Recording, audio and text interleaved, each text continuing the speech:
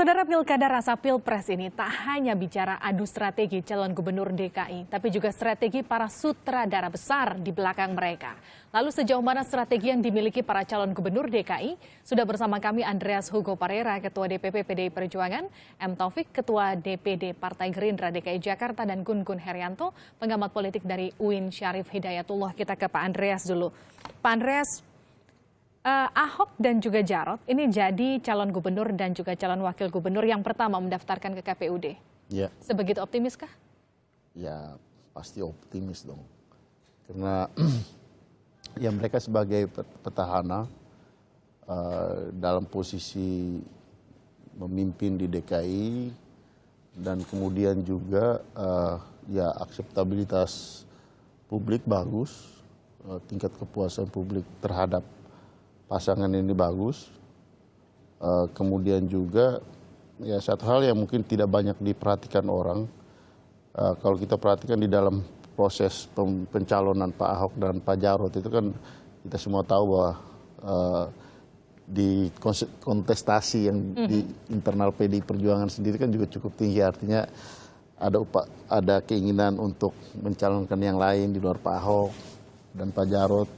Tetapi kita tahu bahwa kedua figur ini, Pak Ahok dan Pak Jarot, di dalam proses itu mereka menjalankan pemerintahan dengan baik. Gitu. Tapi kemudian yang jadi pertanyaan publik, Pak Hugo, tentu ketika kemudian ada kontestasi yang dibuat oleh PDI Perjuangan, kemudian akhirnya pasca kontestasi menggunakan produk lama, katakanlah akhirnya kembali lagi ke sesuatu yang sebetulnya sudah diprediksi sejak lama. Apa hitung-hitungan PDIP soal ini? Ya sebenarnya sih awalnya kan memang kita tahu juga bahwa awalnya kan memang ini yang dikehendaki gitu. Karena memang dari berbagai macam aspek ya kesiapan mereka, terus kinerja mereka yang diperlihatkan atau yang dibuktikan dari tingkat elektabilitas mereka yang masih tinggi atau ya, relatif tinggi dan di atas rata-rata yang lain, itu ya, suatu bukti yang ya, menunjukkan bahwa pasangan ini ya mempunyai peluang menang yang cukup tinggi. Gitu. Artinya jejak pengalamannya katakanlah dan juga elektabilitas itu jadi tolak ukur PDIP akhirnya untuk memilih pasangan petahana. Tapi kemudian bagi Gerindra dan juga PKS ini yang kemudian jadi pertanyaan. Dari mana kemudian Anies Baswedan kemudian hadir menjadi calon gubernur? Sementara sebelumnya yang diusung ini Sandiaga Uno yang menjadi calon gubernur. Nah ini tangan Tuhan lah ikut campur. Ujungnya tangan Tuhan ikut campur. Prosesnya panjang juga ya, dan Sandiaga Uno itu dan Anies Baswedan ada beberapa nama lah kita diskusikan dalam beberapa hari. Kan mungkin 3 hari, 4 hari berturut-turut. Kita inventarisasi, ada nama Pak Yusril, ada nama Pak Anies gitu ya. Ada nama Sandi. Diskusinya panjang, tidak serta-merta gitu. Dan pilihan ini menurut kami adalah pilihan terbaik untuk kepentingan masyarakat, untuk membangun masyarakat Jakarta. Kalau PDIP kemudian tadi Pak Andreas juga sempat menyinggung ada faktor elektabilitas di balik pemilihan Ahok dan juga Jarot kembali.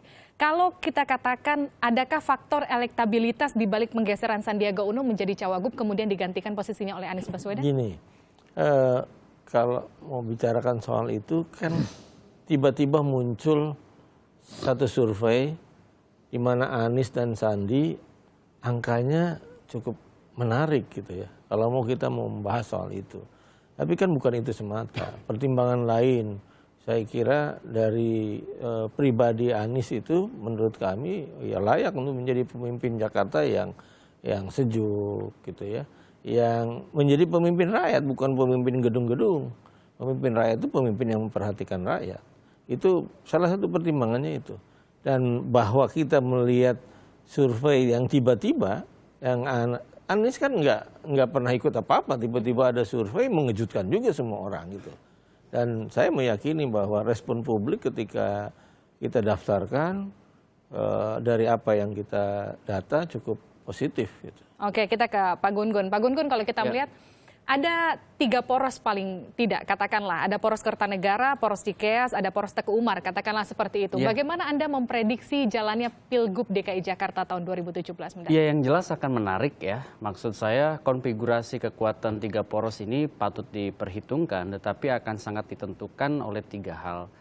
Pertama, soliditas partai-partai yang berkoalisi. Karena koalisi itu tidak bisa hanya seremonial, mereka mendeklarasikan, tetapi harus ada kerja nyata sampai ke simpul suara. Dan pengurus partai harus meyakinkan soliditas terbangun, sehingga kemudian bisa memberi insentif elektoral pada kandidat yang diusung oleh masing-masing. Yang kedua adalah pergerakan figur. Nah, sekarang kan sudah ada nih, masing-masing poros pasangan figurnya. Dan saat ini 1, 2, 3 sampai seminggu ini kan euforia pemunculan figur. Pasca euforia ada kerja real yang harus dihadapi, yakni bagaimana menyatakan tadi modal dasar elektoral itu bisa aktual menjadi insentif elektoral. Modal dasar itu apa? Likabilitas, popularitas gitu kan, akseptabilitas dan elektabilitas. Dan ini kan bukan hanya di atas kertas, ada butuh treatment, political marketing. Ada proses-proses pemasaran politik yang harus sampai ke simpul suara. Nah, yang ketiga menurut saya akan sangat ditentukan juga oleh kekuatan petahana. Karena ini akan menjadi kekuatan utama nih. Maksud saya Pak Ahok dan pasangannya.